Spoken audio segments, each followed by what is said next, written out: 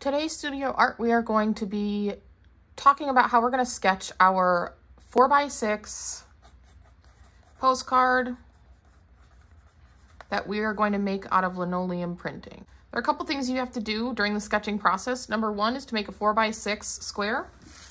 4x6 square, that's trick question. 4x6 is a rectangle, so I'm going to go ahead and make that now.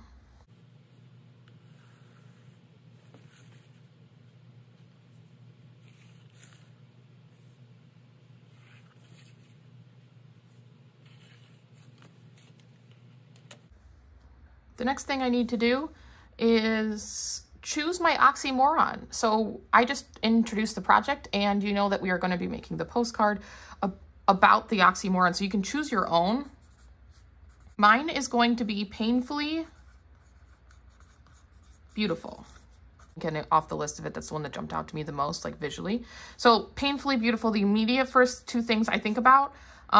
If it helps you to write it down this way, you can write your, sketching thoughts out just like I am here. But if you don't think that way, it's not required that you write it down, but I would suggest it so you don't forget. So the first thing I think of is thorns, like something that you would like get pricked with on your finger or something like that.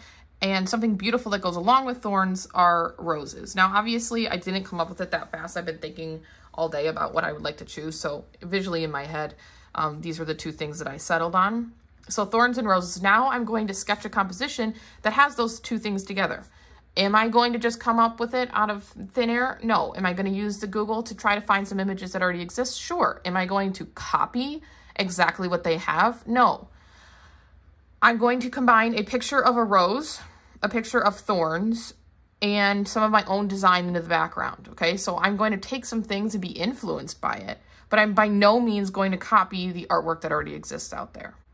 Before I start sketching, I wanted to let you guys know that what you draw here is exactly what's going to go onto your linoleum block, okay? There are no edits, okay, between here and there, because we're actually just going to straight transfer it. So if you want your lines crooked here, like I want my lines here to look like they're hand-drawn, so I'm going to add a little wiggle to them because I want them to be like more natural instead of straight, this little border I put on.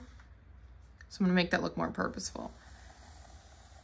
The other thing that you need to keep in mind as you're sketching, and then I will do a little time lapse for you, is that you have to think about the negative and positive space of this image. By negative and positive space, I mean, because this is exactly what's going on our linoleum block, any line that you draw with your pencil, like if I wanted some thorns, some pokey thorns on this side of the composition,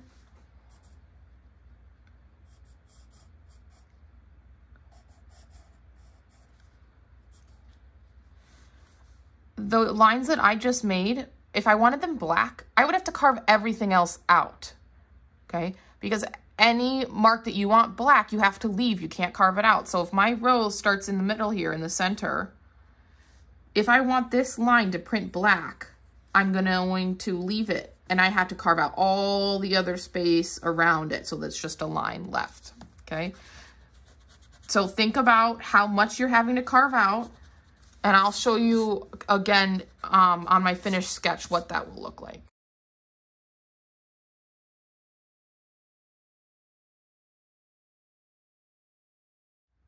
Okay, now that I'm done with my sketch, I would be ready to transfer. This might take you a couple days.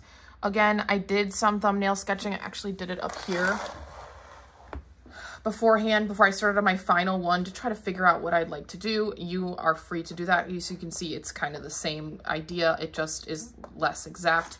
Even mine is, I want the sketchy look to my printmaking. I don't want the exact lines, but let's say that you're doing a geometric design or some kind of architecture or straight lines. Of course, use your ruler, do anything you need to do to make it exactly the way you want it. Please ask us if you need more directed help with the sketches. But the one last thing I want to clarify with you guys, I'll use my marker so that it shows up and it kind of makes more sense. But I have two options here. When I go to carve my rose, and you need to think about this when you're drawing. When I'm going to carve my rose, I either carve out the lines. So I would like literally pretend like this is my carver anywhere I put the black.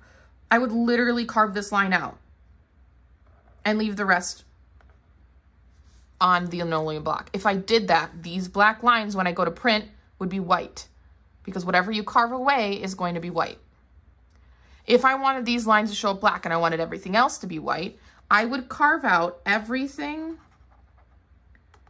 but the line. See how I'm going around that?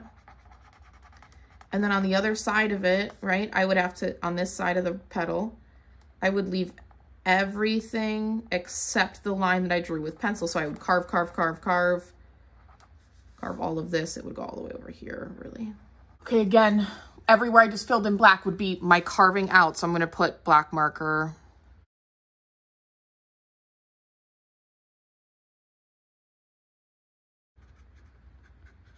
So when I go to print, all of this area just colored in black would be white. And this white line that I left would be the thing that gets printed black, okay? So this would all be carved out and then my line. So you need to think about positive and negative space in that way so you know what you're gonna carve and what you're not. I want all of this space here, all this white space. I want all of this white space to be white, so I would have to carve all of this area out. If you don't wanna do that, you need to make a plan for what's gonna go back there. Like these, I would like to be white, so I need to carve and leave the rest so that this part right there could be black. Okay, if you need more clarification, please let us know, but otherwise, good luck.